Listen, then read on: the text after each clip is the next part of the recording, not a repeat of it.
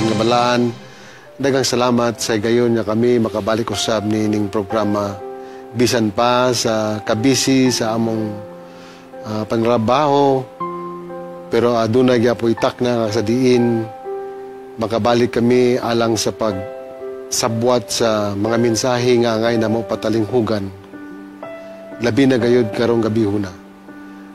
Among giambo ang imong makanunayon nga presensya nga makiguban kanamo aron kami magiyahan sa sakto nga pamaagi samtang amo kaning pagdiskasan o pagtawon o kami makadawat og nindot kayo nga inspirasyon gikan sa among pagtuon ining lesson. Kaning tanan among giampo sa ngalan ni Jesus. Amen. May gabi sa tanan, o ako nagapasalamat nga bisan pa sa medyo taas-taas na po nga panahon nga nawala ta dinhi sa atong tulumanuntak na sa pagtuon. Nakabalik gihapon kita alang sa pagpadayon sa atong pagtutok o pagtuon sa atong lesson for this week. So karong simanahuna, ang atong lesson makita nato diya sa atong backdraft, no? Diya sa likod. The Covenant and the Blueprint. Mao kana ang title gyud sa atong lesson for this week. Although wala nato na himay-himay ang lesson nato starting Sunday, then Monday, Tuesday or Wednesday. So balikan lang nato na siya kadyot para makuha gid nato ang nindot kay nga konteksto sa buot nga ipasabot or ipadayag sa atong lesson. So kaning covenant ang pakigsaad, no, og ang blueprint. I don't know kung sa gyud ang exact nga Cebuano nga term sa blueprint kanang sundanan. I think that's the other word for that, blueprint. So tanawon na nato ni siya kung unsa ni siya nga klase nga blueprint nga nakasalalay diha sa gitawag nato nga covenant. Okay? So unsa man ni siya nga klase nga covenant. So before we go into that, atong sang lantawon ning atong memory text nga makita nato sa Exodus 24 verse 3. Nagkanayon din sa New King James Version. Akong basahon na, mga igala ko. So Moses came and told the people all the words of the Lord and all which judgments and all the people answered with one voice and said. So kana siya na siya, you know, if you were to kanang analyze this, simple lang siya, no? Ay mensahe ang Ginoo alang siya makatawhan nga iyang gihatag ngadto kang Moses alang sa tanan nga nakauban ni Moses nga the Israelites themselves. And of course, and the people said after hearing this, and they said with one voice, meaning to say they responded in unity in response to the message of Moses, telling them that he is bringing with him the words of the Lord and all the judgments. So, ingon nila, all the words, naghimo sila pakigsaad mga kaigsunan. So, I think this is the very essence of the covenant. All the words which the Lord has said, we will do. Okay, so, unsa may there is the giver who give the message, and then to the people, and then when the people heard this, pinagi kang Moses, and then they responded positively by saying in unity that they will actually do what Moses has said to them. All right. So, what is the context of that? That is the first question nga atong igatakel sa atong lesson. Dili man ta pwede makadiretso. So ang atong lesson naghatag og gamay nga overview para ato gayud kini siyang masabtan. Ingon dinhi then I will explain this after reading a bit into the introductory part of our lesson. Nagingon dinhi sa first few lines sa introduction. As their God, Creator and Redeemer, of course, in the context sa bersikulo nga atong gibasa, nag-establish man gud og covenant mga kaigsunan kay namanggoy kanang consent ba, meaning na ay understanding between two parties. Otherwise, dili walay walay covenant nga mahitabo aning sitwasyon. And so ingon sa itong lesson, the Lord decide to be with His people.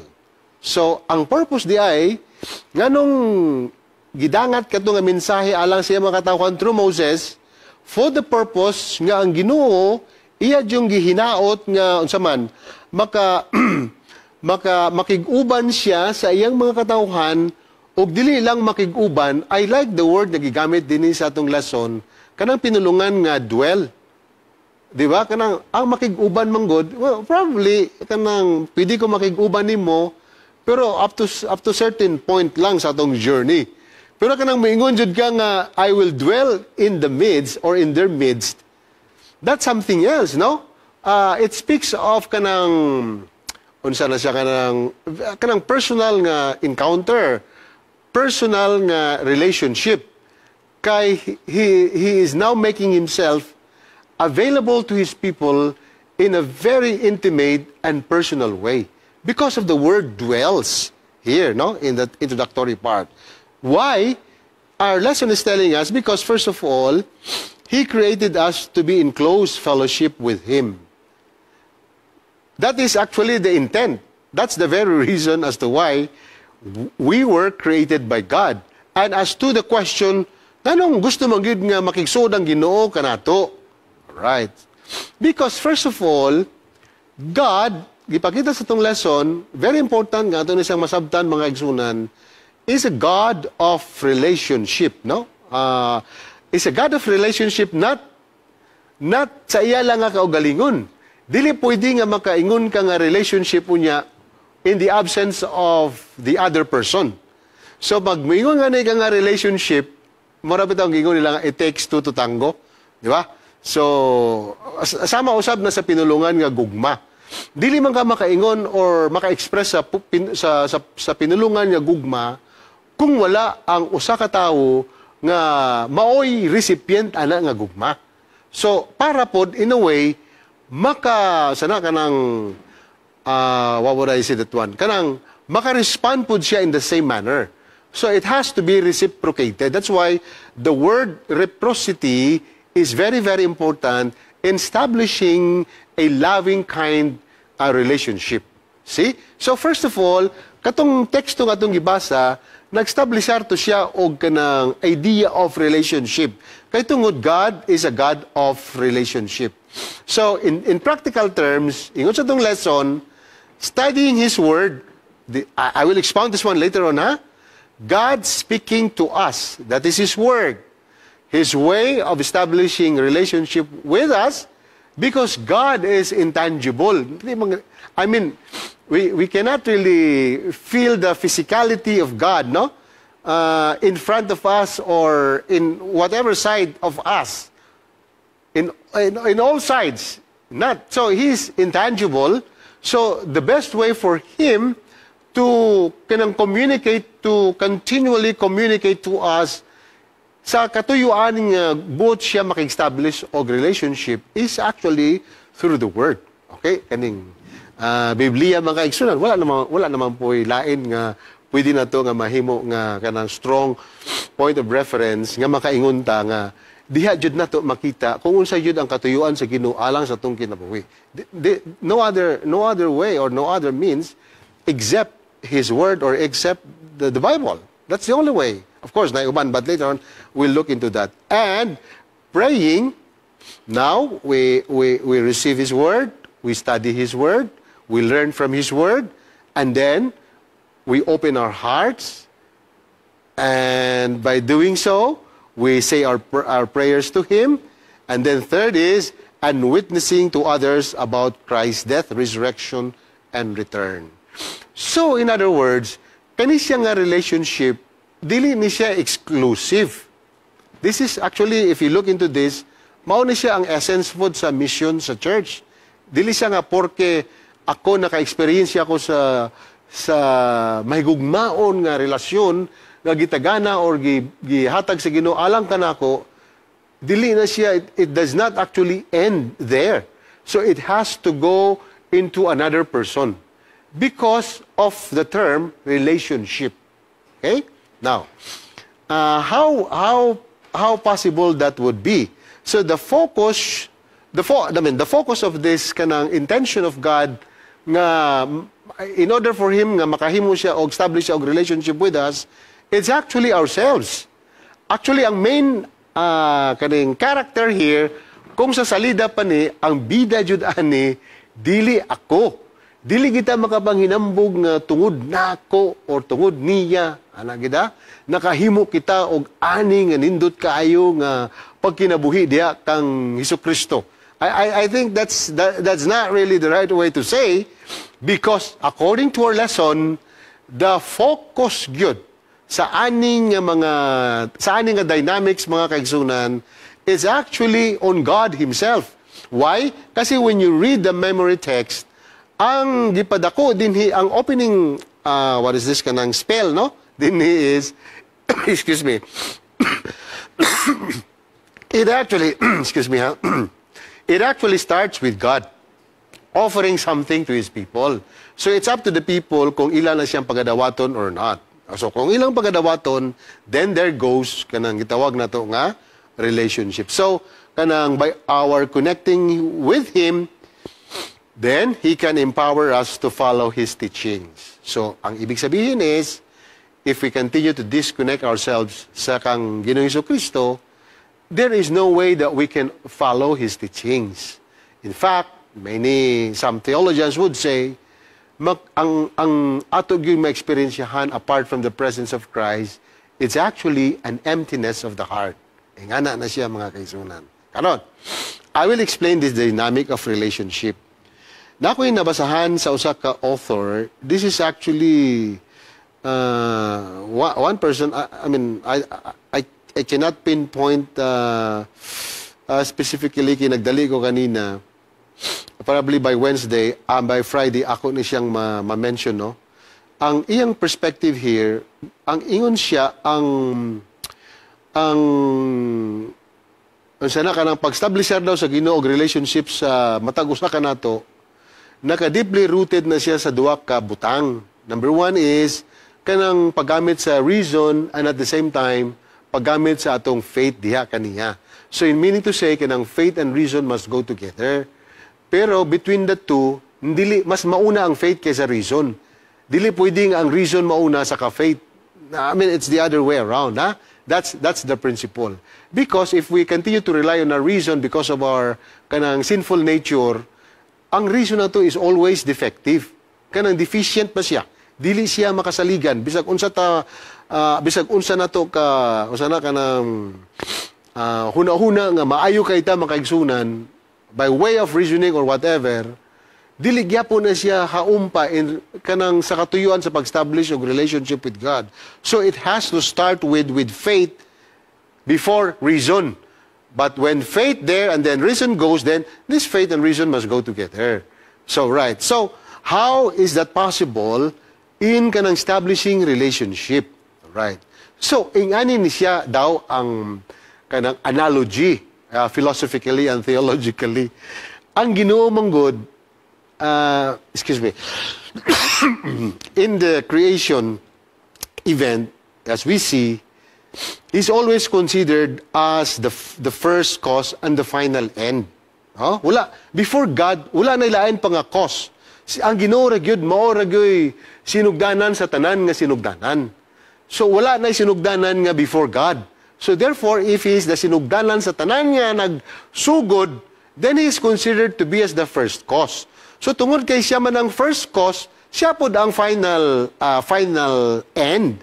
So tanan nga butang nga mugawas out of his creation, it will always come to a final end according to what he desires. But of course, it will require our exercise of freedom of choice, no? So, that's why if all things proceed from God, di ba? We all believe that all things, creation week, all things proceed from God, and those things we considered as the first cause. So, after that, then, all things also are ordered back to Him as their final end. So, we started from God, we also have to end it with God. That should have been the intent of God. That's why he really needs to establish that relationship, because making sure nga kaning relationship nga he's the first cause, it must always end with him, which we considered as the final end. So relationship with God, therefore, is not something accidental. Dili ta makaingon nga aksidente ra gyud ni kanang nasalagma ra. Dili, you cannot say nga nasalagma. In fact, karon kung ikaw nagalantaw, kung unsa man ang imong kasinatian sa kinabuhi or whatever your past is, kung giunsa ka pagluwas sa Ginoo, including myself, you do not say salagma, because if you say salagma, that is a great insult to God. Right? So, relationship with God, therefore, is not something accidental, but the very purpose of human existence. All right. So, you see that one? That is the philosophical or the rationale of this one. So, that's the very purpose of our very existence. That our existence, making sure, while we proceed originally from God, it has also to end with Him whom we considered as the final end. I hope you are following me. So, pero ang problema mao ni mga kaigsunan, mo ning giingon sa atong lesson nga the focus should be on God and not ourselves. You know why? Kani siya kaning ang human beings manggod, ang atong participation mao ni siya, ang relationship with God, di ba ingon ko nga is not something accidental but the very purpose of human existence. So, ang atong participation in God pinaagi ra gyud sa grasya. Wa nagyoy lain pa. Mo nang gisgutan diya sa Ephesians 2:8. That's the only way nga mahimo kanang God would like to establish that relationship. Para nga mahimo siya nga ma-consummate siya na kind of relationship with God. All right? The only way nga ma-consummate siya, nga ma-fulfill siya is to exercise that faith in Him aron atong maangkon ka ng grasya nga iyang gitagana or ginahatag ka nato nga libre for free. Alright, for free. So, human beings cannot reach God, dili nato ma-reach ang Ginoo, because God is infinite. And me is finite, you is finite. You know, see? Kanang, sa logic magod na ay kanang contradiction of terms. Pag moingon magod kag kanang contradiction, wala siya middle ground. So mag-ingon kag finite, ang contradiction ana is infinite. So kung mag-ingon kag finite and infinite, wala middle ground. Diba? Pero kung mag-ingon ka og black and white, na ay middle ground. Ang middle ground is unsa man. It could be gray or whatever. Kung mag-ingon ka kanang hot and cold, na ay middle term or na ay middle ground. Ang middle ground is lukewarm.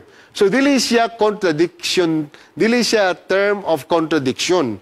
But these are just simply contrary terms. Okay? So these are not contradictory terms. So kanang contradictory terms sama sa infinite ug finite, walay middle ground. So extremely different from each other. Right? So God has to do something. Kay ang finite, dili man niya makaya kay nga makareach sa Ginoo by natural power alone, because God is infinite and humans are infinite. So, the only way that God establishes a relationship with us is through grace, which is a participation in the divine life. So, ang atong lesson is very important, no? Introductory part plan ni mga kaigsunan. So, apart from God, apart from His grace, there is no way for us to reach God. No way at all. Mapita na nga matingala ta bisag unsa kalalom sa sala nga nahimo sa katao bisag nasa sa kulungan, makaigsunan usay kanang ma-amaze ta kung giunsa sa Ginoo pag-usab sa iyang kinabuhi. Mausab sa mga, di ba, sa mga higsuon na ako'y libro nga nabasa nga ang title sa libro is The Conquerors. Katong mga higsuon ni Joseph, mga higsuonan, nga mga ngilngig ka ito, na mga murderers, na mga rapists. Kung unsa na lang, tanan nga, pwede nimo ma-describe sa ka kriminal na dito sa iyang mga higsuon. But according to that book, The Conquerors, it took them 22 years nga mabag-o ang ilang kinabuhi tungod ra gyud sa usa ka butang, tungod ra gyud sa grasya sa Ginoo. Why? Because that's why relationship is so important to Him. Importante kayo nga makaestablisar ang Ginoo og relasyon alang kanato kay nganuman, kay kung wala na siya nga intensyon, wa na gyud tay ayo nga mga pagkatao, mga kaigsuunan. So that's the thing nga atong pagabantayan. So it is only through the grace of God that elevates our natural capacities so that we can know God in faith and love Him beyond natural ability. It will always supersede kanang natural ability, mga kaigsuunan. So that's the very thing of that. So muna siya ang introduction. Dapat medyo maklaro-klaro na ito na siya gamay. Kaya mo paingun na ta sa mga uban nga detalye nga ngayon na ito pagkalantawon nga gisgutan dinhi sa atong lesson. Siguro next time maghimo siguro ta og quiz every Friday, ha? Ato na siyang pag-consider para naapoy mo'y participation. Pero ang atong pagtubag sa atong mga quiz, diha gid mismo sa comment section. Kay tanaw na to kung kinsa ang mga top highest scorers for that week, no? Ato na siyang testingan kung dili ta maka-absent, pero ang problema pag ato na tayo appointment, unya maka-taping lang ta, so medyo siguro basig mabayaan. But hopefully, we'll try to look into that. Okay. So, this is a Sunday, kaning the book and the blood. This is his way of really kanang, di ba, nagisgot ta may tungod sa relationship nga buot sa Ginoo nga establish sa iyang mga katawan. Kung atong pagabasahon makaigsunan ng Exodus 24:18, na pangutana dinhi sa atong lesson nga nindot kayo nga pangutana. Unsa pud kaha ang inyong tubag niining pangutana? Unsa kaha ang mga roles kanang angay nato nga pagabuhaton sa pagbasa ni ini nga pulong sa Ginoo nga makita nato diya sa Exodus 24:1-8 nga nagisgot may tungod sa kanabitong pag-sprinkling sa blood, play in the ratification of the covenant between God and His people. So nay ritual ba nga kanang timailhan nga nagkasinabot na ta, no?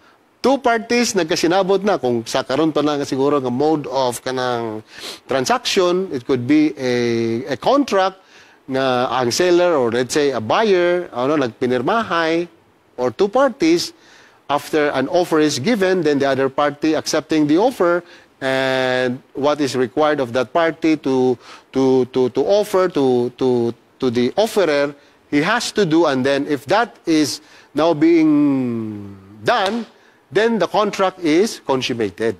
Alright? The same is true with the covenant. Ingana lang siya kanang yanong pag-explain, mga kaigsunan. So, atong basahon para masabtan nato ang lesson kung unsa nga pamaagi, unsa nga dynamics gigamit dinhi, ato yung basahon. Kung namoy time, basahon din ninyo ang Exodus 24 nga 1-8, no? Dinhi sa balaang kasulatan.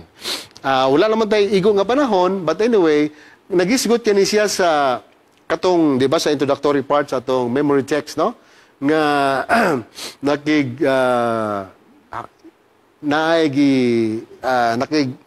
istorya ang Ginoo kang Moses, og ningon sa kang Moses nga muadto siya kauban ni Aaron, ni Abihu og the 70 of the elders sa Israel, og mag-worship dito sa usa ka layo nga lugar. Pero si Moses na gyud ang siya ra pod usa, no, nga pwede nga maka-duol o kanang duol, to come closer to God. He is the only one that had been given that kind of privilege. Although going to that place, there were like 70 plus of them. I think 73 of them. Onya si Moses, no, told these people the words of the Lord and all the judgment, and all the people answered with the voice and said all the words which the Lord had said, we will do. So when Moses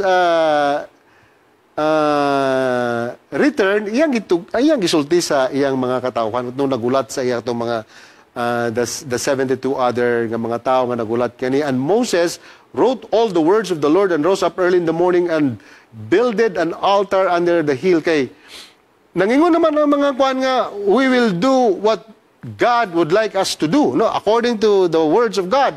Naghimo naman sila og pakigsaad. So ang gihimo ni Moses para gyud nga masilyuhan to nga pakigsaad, nagtukod siya og kanang ritual siya makigsaad, nagbuild siya og altar under the hill. Ang niya naghimo po siya og 12 pillars according to the 12 tribes of Israel para ma-representahan gyud ang kinatibukan nga pundok sa Israel, which offered burnt offerings and sacrifice, peace offerings of oxen unto the Lord. Nagon sila gihimo nga sakripisyo makaigsunan or animal offering, and Moses took half of the blood and put it in basins. Imagine that, no? Perti kay ni siya ka I would say siguro silang panahon common naman so dili ra kay ni siya luod, but siguro in our time medyo kanang bitaw magpatay ka lag manok, kita nimo nga ang lawas sa manok nga imong gipatay, grabe kay ang dugo nga nag-ooze no sa iyang body, usay maka-trigger og kanang kaluoy ba na lisod pod nya, hugaw nya, say na smell and so on and so forth. But then this has to be done. Ang iyang gihimo is sa verse 6, and Moses took half of the blood and put it in basins, and half of the blood he sprinkled on the altar. Nakuha ninyo? He sprinkled it on the altar. Kasi kining altar manggod, mabitaw na nga natay back to the altar.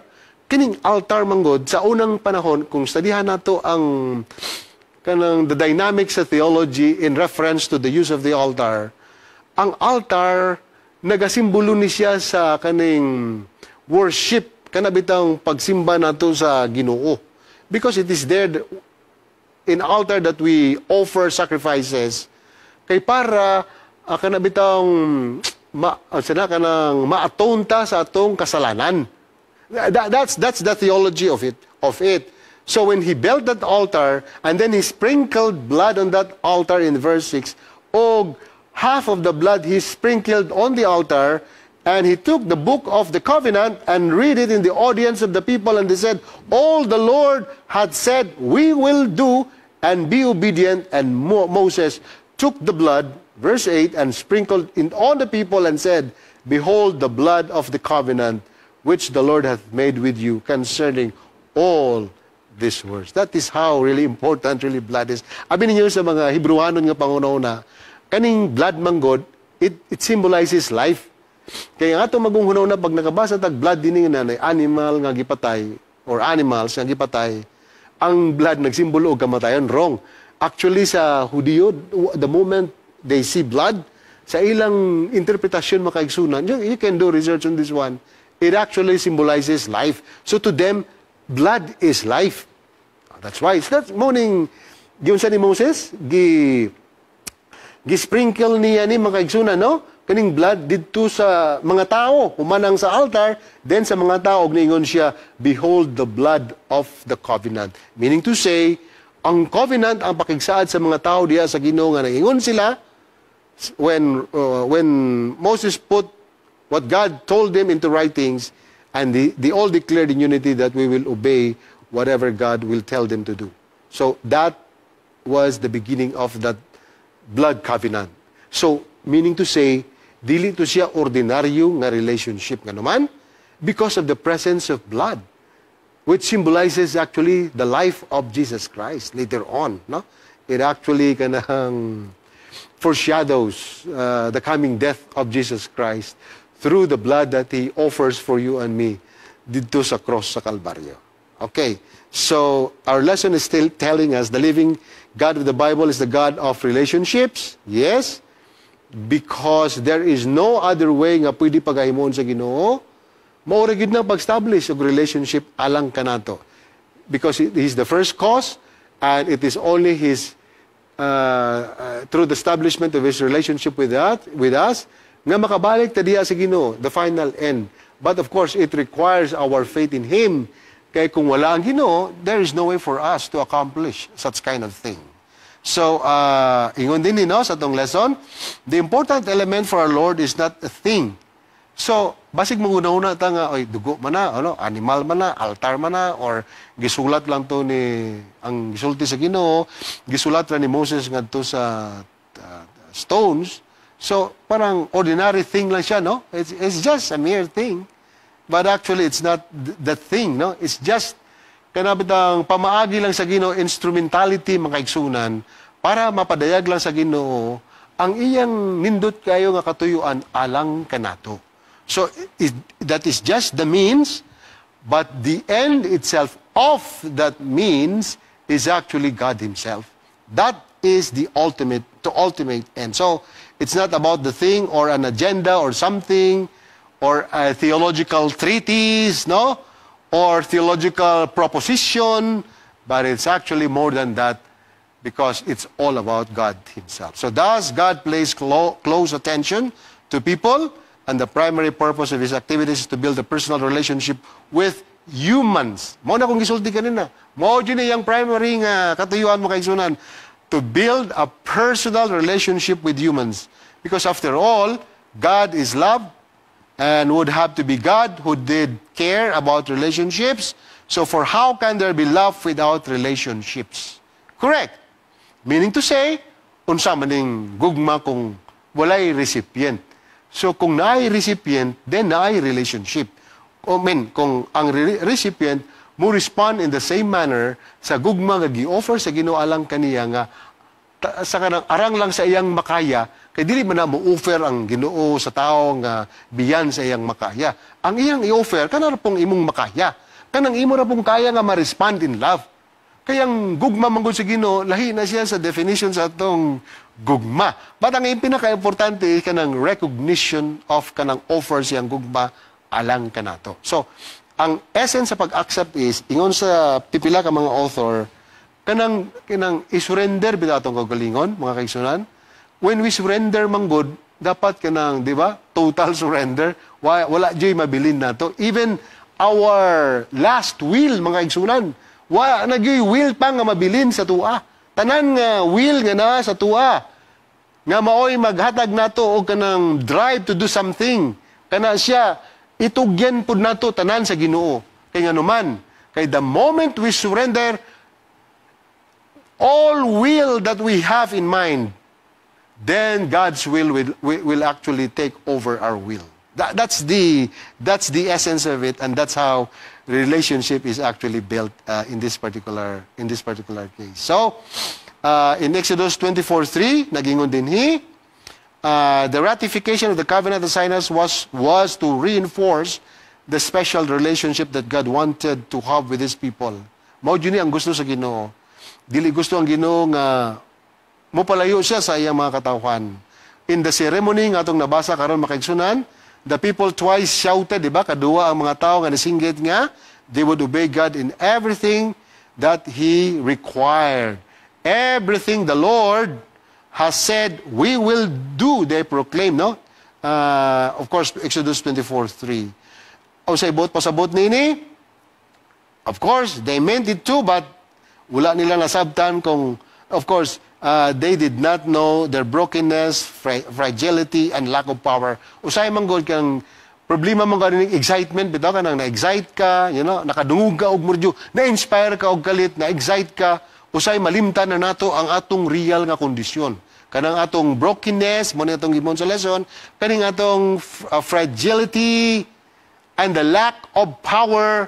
So, usay ma-overwhelm ta sa atong emotion, usay ma-overwhelm ta sa atong excitement, and then we just simply make that promise to Him. And so, pag abot sa panahon nga singlon na ta sa atong gisaad niya, usahay, medyo musayaw-sayaw na ta makaigsunan diha sa tubangan sa Ginoo. That is why the blood of the covenant was sprinkled on the people, indicating that only by Christ's merits was Israel able to follow God's instructions. Nindot siya. So, kaning justification by faith, naana ni sa Old Testament, dili ni siya a New Testament thing. Ha? Kay kato siya gipasabot nga katong blood bitaw. Di ba, ingon ko sa inyo ang simbolo sa blood, life, dili death. Kay kung death, unsa man may mahimo sa death? Okay, so that is how the Hebrew people think of blood. It represents life. Kay nga naman, kay kato nga blood, ingon sa tong author, nag-indicate only by Christ's merits was Israel able to follow God's instructions. So mag-careful dahil ka nang musaad sa Ginoo nga naguna-una ta nga tungod kay kusog kay ta mo simba, okay po na siya. Kusog kay ta mo himo niini, kusog kay ta mo participate, okay na ang tanan. So, actually, gamay ra na siya nga butang makaigsunan. Ang pinaka-paramount gyud nga kanang object sa tong consideration, ang Ginoo gyud mismo. Kay bisan pa sa bisag unsaon na to kahuna-una nga daunsa na ta ka maayo, daunsa na ta ka relihiyoso, no? Maayo kay ta mo wali, maayo kay ta mo kanta, maayo kay ta mo sa atong leadership style. So daghang kay mga tao nga modahig nato, no? Mura na tag naa sa pedestal. Unya usahay murag nakalimot na ta sa Ginoo. And that was the danger nga na-experiencehan sa katawhan sa mga sa Ginoo during sa panahon ni Moses. Take a look that. Pero gimpasay sa tong author, the only way nga mahimo na siya nga possible is only through the power of God. And it's only through the grace of God. All right? So hopefully we can have some interaction right there. But sige lang, we'll try to see kung unsa atong mahimo ana makaigsunan. So napo din nila gisugot kanang seeing God, gi-continue ni siya ato na mabasa sa Exodus 24:9-18. Kung mobasa man gud tag lesson makaigsunan, kung unsa gi-provide nga mga bersikulo diha, ayaw na siya lakturi. Ayaw sa adto sa explanation, without reading the given kanang verses nga gi-provide sa author. Like for example, Exodus 24:9-18, ato ni siyang pagabasahon para makita nato ang kanang clarity of thought ba sa gi-explain sa author din. Kay dili magud tanan ma-explain sa author tungod sa kagamay sa space. Imagine ha, kung atong mabasa ang Exodus 24:9-18, ato lang basahon makaigsunan kay para murag Bible study approach siya. Ingon din no, nakanayon.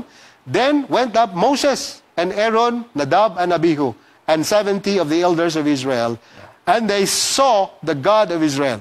Theophany. Nakita nila ang Diyos sa Israel. Alright. So, under his feet as if it were a paved work of a sapphire stone, as it were the body of heaven in his clearness, and upon the nobles of the children of Israel, he laid not his hand. Also they saw God and did eat and actually drink. This is our lesson is kanang nag-emphasize sa relationship. Kana bitong ingon sa dining for the leaders, this was the pinnacle experience because they saw God, and twice the text underlies this amazing reality.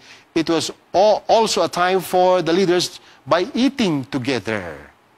Kada bitong Last Supper makaigsunan, ingon sa uban nga mga theologians, ang essence gyud sa Last Supper, it's not on the eating, but it's actually more on the fellowship. Pero gigamit ang eating tungod kay kung magkaon manggod ta nga kauban nato ang atong mga higala, my experience nato diri sa Union, no, kay mga buutan man ni ato mga direct ako nagpasalamat kay ko makaigsunan kay hilabihan kay ka mga buutan og mga madasigon og mga kugihan kay ni mga directors dinhi sa Southwestern Philippine Union Conference kauban sa atong mga administrators kana bitaw naay panahon nga magkaon mi as one, naay mga usay panagsarapod nga panahon pero memorable siya ba. Lahi jud ang feeling pag nagkauban mo nga sa most of the time wala mo diha pero nagay panahon nga mag-uban mo dili kay nag-uban-uban lang kanag yung sa usa ka lamisa nag-uban mo kaon ang imong gi-feel. It's a different kind of feeling. Nagyoy kanang sense of distinctness ba sa imong gibati. Kanang ako kanang di ba katong gingon ni Jesus Christ nga He is knocking on our door, kung imo siyang pag-abrihan imong kasing-kasing, mosulod siya og makig-uban siya nga makigkaon siya kauban nimo. So the kaon is mentioned here because the moment I join you in eating, that means the relationship nga akong i-establish nimo is really personal. It's not just the easy-quasi kind of relationship, but this is real, this is intimate, and this is personal. And when I do that, I consider you as an important person to me. That is the essence of eating together, especially in the presence of God. So, meanwhile, to refuse an invitation was one of the worst kind of insults, di ba? Pag na mo invite na to nga makauban na mo, mukaon siyang balay or whatever, usay kung atong i-decline, kanaday nag-offer na masakitan day na siya, no? Sample, maingon si Dr. Torres nga, Pastor Pido, morag, may siguro nga makaadto ka dito sa balay kay pakaunon ta ka dito og nindot kayo nga putahe nga vegetarian kanang wala pa nimo natilawan nga putahe nga vegetarian, no? Nindot kayo ni siya nga heavenly ni nga vegetarian nga menu. So tinud-anay nga pag-extend sa invitation, unya makita nimo nga naagid siya kanang honest good nga katuyuan or intent nga gusto jud kaniya invite. Kung imo na siyang i-deny makaigsunan, masakitan na si Dr. Torres, masakitan na siya. Because all his mind, gusto man niya nga ma-reconnect ang relationship o ma-reestablish ang relationship with you in a very personal way. So, the food is just a means, but the end is something kanang valuable than the food that is offered. But the offer is very important para makaabot ka sa ana nga end. Ana ang naitabo din. It's nice that they all joined, all of them enjoy this eating together. So, ingon sa itong lesson, this insight helps us to understand the stories of the New Testament in which Christ was heavily criticized for eating with sinners. Remember this one? There was a time when Christ was caught eating with sinners and he was heavily criticized sa aning nga panghitabo. Kay he's not supposed to eat with them. Kay ang kaning pagkaon manggod with a person, sumala na sa kong gingon, it entails manggod ka ng intimacy ba? Kanang very personal nga pamaagi nga murag bitog, mahimo nimo siya nga murag, you are one. That person and you are just one. The moment you eat with that person. Especially kung siya ay mubayad, labaw na.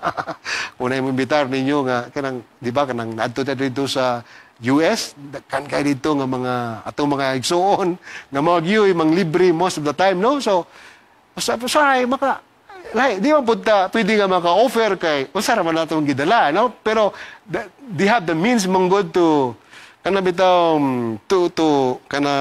provide that kind of courtesy alang kanato. So, for them, usa na siya, ilan ang ginakalipay mga kaigsunan nga maka-extend sila ni anak nga klase nga courtesy. The same is true with Jesus Christ. So, when believers celebrate the Lord's Supper, they also establish this close bond with other believers who are sinners like themselves. This is the very essence of that one. So, during this meal, we celebrate the forgiveness and salvation that we have in Jesus Christ. See? So, kanidi ay practice eating with sinners, eating with disciples, eating with friends, eating with fellow church members. Naanani kaniadto pa. Dimension na din sa Old Testament nga makita din sa Exodus 24 verse 11 mga kaigsuunan. So this is not a new thing. Because God would like to make you feel that His relationship is no ordinary kind of relationship nga iyang gina-offer. Pero unfortunately, atong nakita nga naidua nga tao dinhi nga namatay, di ba? Muna kong gingon, no? Kauban nila ni Moses, makaigsunan. Pero they were not able to really obey kay, di ba? Niingon sila nga sundon nila ang gisulti sa Ginoo kung unsa man kana. They are ready to obey God's word, but in this particular case, they were not actually able to obey God's word, and both of them died. So, what a tragic experience. Even though they had that deep experience with God there, but they were not transformed or converted by that experience. Kay usahay manggod, religious ta, pero dili ta spiritual. Lahi ng religious, lahi po ng spiritual. Although, say, interchangeably used, mga kaigsunan, pero pwede ta nga mahimo nga religious person, pero dili po ta spiritual. Pero I believe nga kanang spiritual person is also at the same time a religious person. Kaya nga naman, kaning duha ka tao, they established deep experience with God there, but they were not transformed or converted by that experience. What a powerful lesson and about how possession of truth and sacred privileges does not automatically mean conversion. Dili na siya, ha? Basi naguna-una ta nga nakabaton ta ani nga panalangin, dili na siya pasabot nga automatic na kanang possession of sacred truth and sacred privileges nga na-converted ta. Does not necessarily follow that way. Because, conversion is a day-to-day process according to Mrs. White. It doesn't happen overnight. It has to be pursued every moment of the day. Nga naman, because naman tayo failings good, no? Ang atong uniqueness is always doomed to fail. So in one way or another, lagi time nga medyo maluyad yun ta makaigsunan. So maobitan nga conversion has to come every now and then. Dili kita nga mo kumpiyansa ni ana nga kind of experience nga usay atong ginauna tungod kay nagsigi na ta og kanang serbisyo diha sa Ginoo, nasigurado na ang atong pagbag-o sa atong kasing-kasing. So ingon sa atong lesson, the good thing is when we give our weakness to God, He will make us strong. This is the beauty of this. At kung atong ihatag sa Ginoo ang atong kaning gamay nga kahibalo, iya na siyang punan sa iyang dako kayo nga kaalam. Diba? In our weakness, God is our strength. Sa atong littleness of understanding, God is our wisdom. This is the beauty of that kind of relationship that God would like to establish with us. So, in the midst of His people, lastly, mga igsunan, dili na kayo nato ni sa dugayan kay murag nagbalik-balik naman po ang punto din eh. Din sa 25:19, the context of this is, gisugo na gyud si Moses nga mo establish og sanctuary. Kung ato na siyang pagabasahon, especially Exodus 25:8. Ingon sa Ginoo, then have them make a sanctuary for me, and I will dwell among them. Nindot, no? Kay, God wanted to show them tangibly. Kay, in essence, God, ideally, God is intangible. Dili man gud nato makita ang Ginoo. So, in order for people to have that kanang, at least man lang, maka-create sila tangible experience with God, is actually through the sanctuary. So, ang sanctuary is so important to them. Mabitan na si Moses, I mean si Daniel, remember him? Katong sa panahon nga gibihag sila sa mga Babylonians. In fact, he was accused of praying 3 times a day. Di ba, pag nag-ampo si Daniel, iya yung gina-open ang iyang window kay the moment nga mo-ampo siya, dito siya mututok sa kung sa diin, dito gitukod ang templo sa Jerusalem. Because sa ilang panghuna-una, sa ilang experience, God is right there in the temple. God is dwelling in the temple, and that is God's way of making them feel that God is with them through the sanctuary that God asked them to build for Him. Remember that? For Him. Nga naman, because He is going for Him kay that is His way of making His presence felt by the people. So the sanctuary that they're going to build is for Him. And all the furnitures therein actually point to, it foreshadow the death of Jesus Christ. Wala na tayo igong nga panahon, makaigsunan nga, elaborate pa na. But anyway, the author has made, kanang gisimplify rin sa author atong lesson. Pasensya rin makaigsunan nga, murag ato na siyang na lecture type, but hopefully one of these days, you can interact if you want to type your comment. You may do so. If you want to send pangutana na gusto niyo na ma-clarify, you may do so that in the next episode we can deal with your question. Kaya usay mangod dili mangod kanang usay wala kulang bitaw ta sa abilidad sa pag kanang deal right away. Kaya usay gusto mangod ta magpa-impress nga pag naay mga pangutana murag maay gyud ta motubag. Pero I think sometimes we also have to recognize our limitations. Because by doing so mabutang mangod nato ang Ginoo sa right perspective. So it's not nga ang atong kagalingon atong ipadako din Ato lang iampo nga maningkamot lang ta nga ato na siyang ma-deal accordingly kauban sa panabang sa Ginoo. So mga higala o mga kapaglawom, dagang salamat sa inyong pakiguban.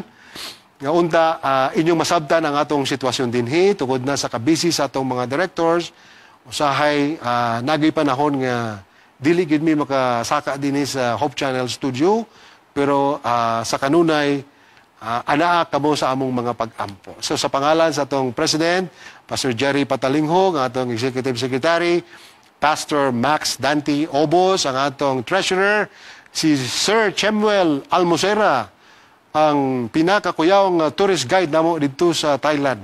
O ang among Associate Treasurer, si Papa Bing Sanes, one of our consultants here sa Hope Channel, South Philippines. O ang atong manager, si Pastor Janster Kalibod, ang atong executive producer sa tanan nato nga mga programa nga atong live stream or ginasibya dinhi si Ma'am Charm Sinining. Kauban sa atong technical people, kami mga ingon, dagang salamat sa inyong pakiguban kanamo. Ang Diyos maana kaninyong tanan. Magduko ta sa atong mga ulo.